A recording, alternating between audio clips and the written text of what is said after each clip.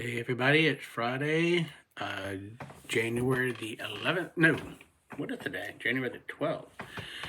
And welcome to Jay-Z's Reviews. Just wanted to check in and talk about some flicks I've seen here in the last week.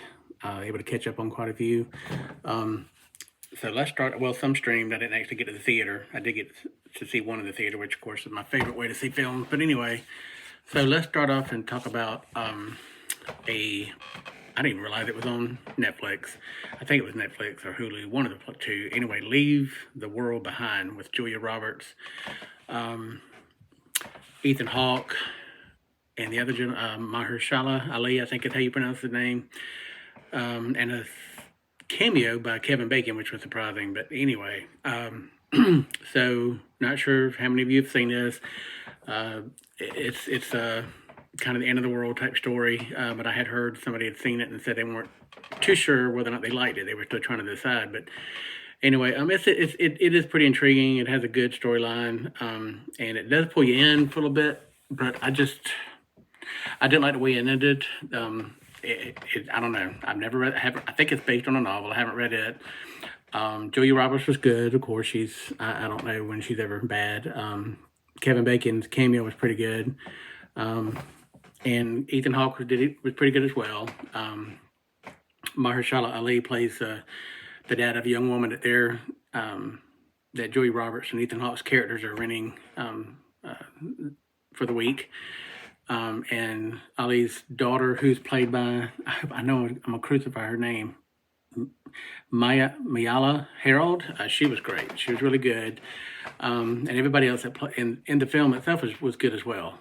But it just didn't end on I don't know. I just didn't like the way it turned out. The animals freaking out there were pretty good. Gave some intrigue to the film. But it's just after they went through everything they did in the developing of the relationship, the way they ended it, I just wasn't crazy about it. So I don't know. That's just me. It's not a bad film. It's just I think I've actually seen those kind of post or apocalyptic, is that how you pronounce it?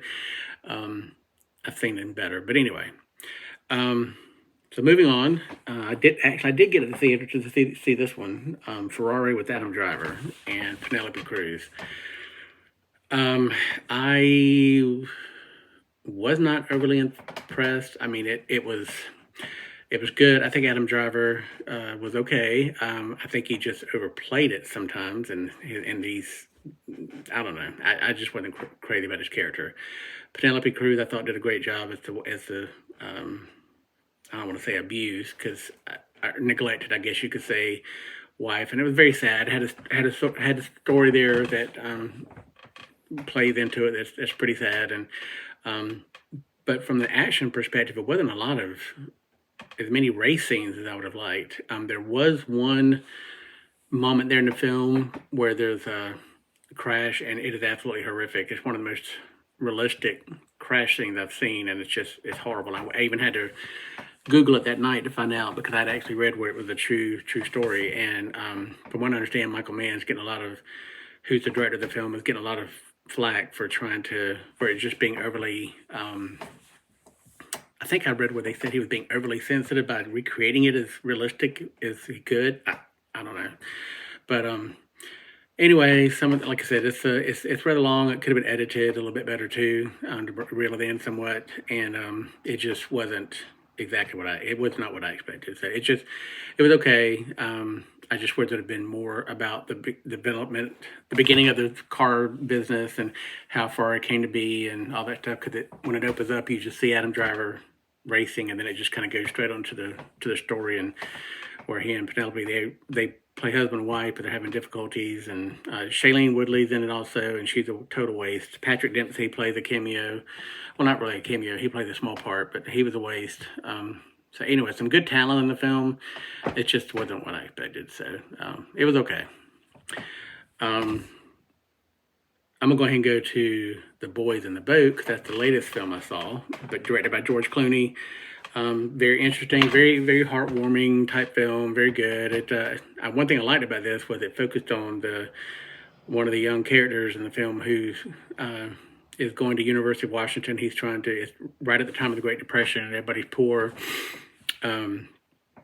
he's going to the university trying to better himself, and he had to basically take care of himself from the time he was 14 years old. So he finds out that if he can make this rowing team, he'll get paid, and there's also a chance that they can move on to the Olympics, the 1936 Olympics in Berlin. So it was a pretty good story. I mean, I didn't realize, I hadn't heard about it, didn't know anything about rowing, but the direction was good, cinematography is good, some beautiful scenes of the water and the lakes and places that they rode, and it didn't dwell too much into the love aspect of the film, if you would, because I just don't. I think if they'd have done that, it'd just been way too much. But you get enough to know about their characters to know that there is an interest there. But it's pretty good film. So, and then the last one I saw that I think everybody really needs to see, which really surprised me because I truly thought this was going to be a Lifetime or a Hallmark style drama, was on Netflix. It's movie film streaming called Fool Me Once, and it is really, really good. If you have not seen this or heard about it, get in on it. It's very intriguing. The suspense and the twist and everything is just crazy, and it's wonderful acting in it. I just love the whole aspect of the film and itself. But the main character is her husband has passed, and she's trying to cope with that, and she had a young daughter, and one of her friends gives her a nanny cam, and it just so happens that she decides to turn it on one day, and as she does, she's looking back at the footage one night. She just happens to see, like a couple of days after her husband has been buried, she sees her husband, and from there, I won't say anything else because it just opens wide open and goes into craziness. It is really intriguing. I mean, I'm telling you, it just hooks you. It's 8 episodes, I think, and we binge watched 6 episodes in that one day. It was so good. No, 5, and then we had to pick up with episode 6 the next night. But anyway, we finished it.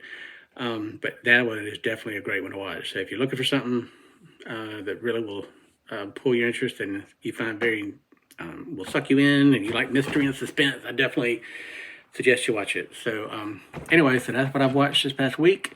Hope you all get to watch something good, and if you care to, just like, subscribe, and leave a comment on anything.